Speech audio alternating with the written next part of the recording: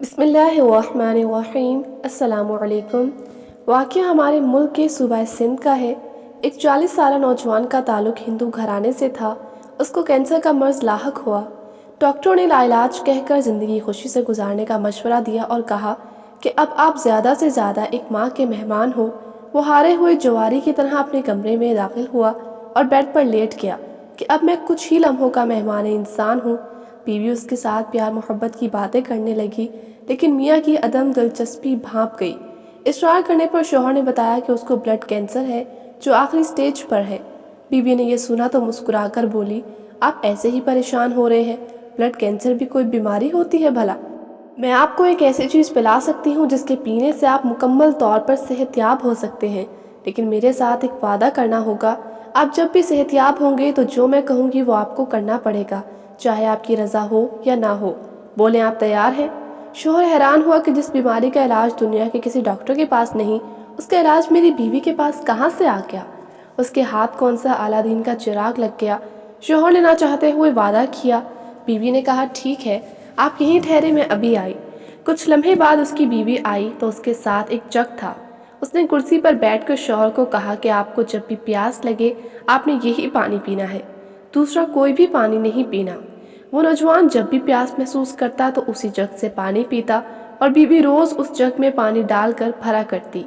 بیوی کو نہ جانے کیا اعتماد تھا کہ اس کے شوہر کے آخری سٹیج کے کینسر کی ذرا بھی فکر نہ تھی، بلکہ وہ کینسر کو کوئی مرض ہی نہیں سمجھ رہی تھی۔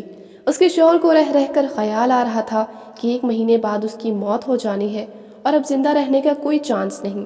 کچھ دن گزرنے کے بعد اس نوجوان نے خود میں واضح تبدیلیاں محسوس کیں۔ ایک ماہ گزر گیا تو وہ حیران ہوا کہ بقول ڈاکٹر وہ تو ایک ماں کا مہمان تھا۔ وہ خود کو صحت مند محسوس کرنے لگا۔ لیبارٹری جا کر ٹیسٹ کروایا تو ایک حیرت انگیز انکشاف ہوا کہ آپ کا تو بلڈ کینسر ختم ہو چکا ہے۔ اس انکشاف سے اس نوجوان کو بہت حیرانگی ہوئی۔ وہ جلدی سے رپورٹس لے کر دوسرے لیب گیا تو وہاں بھی یہی جواب ملا کہ آپ کا تو کینسر ہی ختم ہو چکا ہے۔ اس نے 4 الگ الگ لیب سے ٹیسٹ کروایا اور یہی نتیجہ آیا کہ آپ کا بلڈ کینسر ختم ہو چکا ہے۔ وہ دوڑ کر گھر آ گیا اور بیوی کو جھوم کر کہا کہ اس کے پانی نے تو کمال کر دیا۔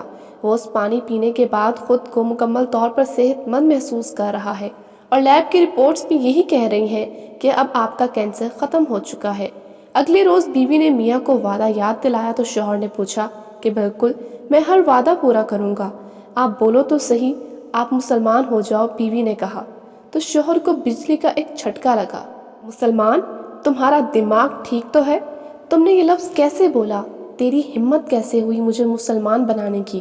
کیا تم مسلمان ہو؟ ہاں میں مسلمان ہوں، بیوی نے کہا۔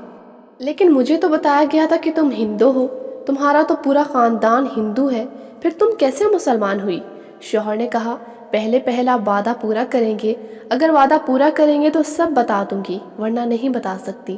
شوہر نے کچھ دیر سوچا اور کہا ٹھیک ہے، میں مسلمان ہونے کو تیار ہوں۔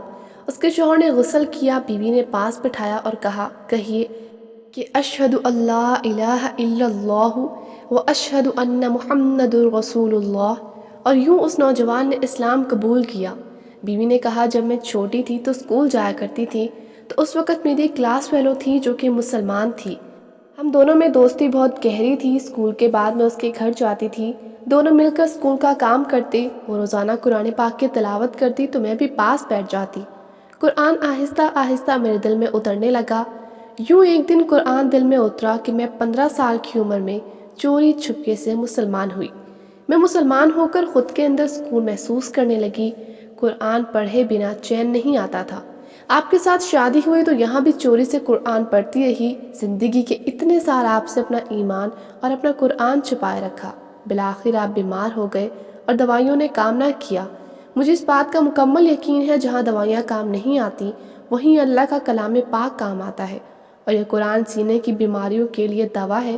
یہی اللہ تعالیٰ نے فرمایا ہے، جب آپ زندگی سے نا امید ہوئے اور خود کو مرنے کے قریب پایا تو میں نے قرآن کی یہی آیت پڑھ پڑھ کر پانی پہ دم کی، اور یوں اللہ پاک نے آپ کو نئی زندگی دی۔